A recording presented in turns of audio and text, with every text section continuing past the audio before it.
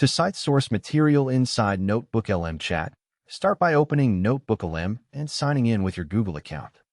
Once inside your notebook, make sure your sources are properly uploaded in the Sources panel.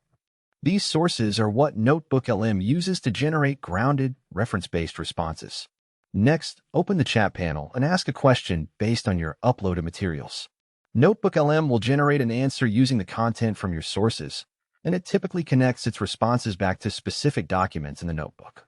When NotebookLM provides an answer, it will include inline source indicators or clickable references that point back to the original material.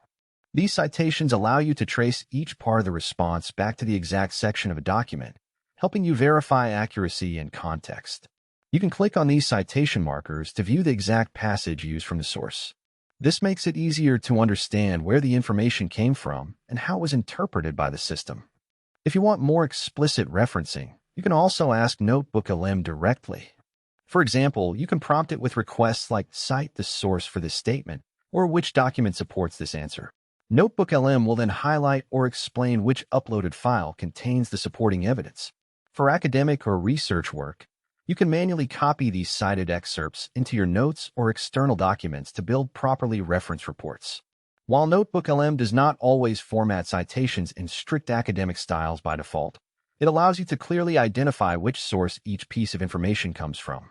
This is especially useful when working with multiple documents, as you can verify which source contributes to each part of the response and avoid confusion between overlapping information.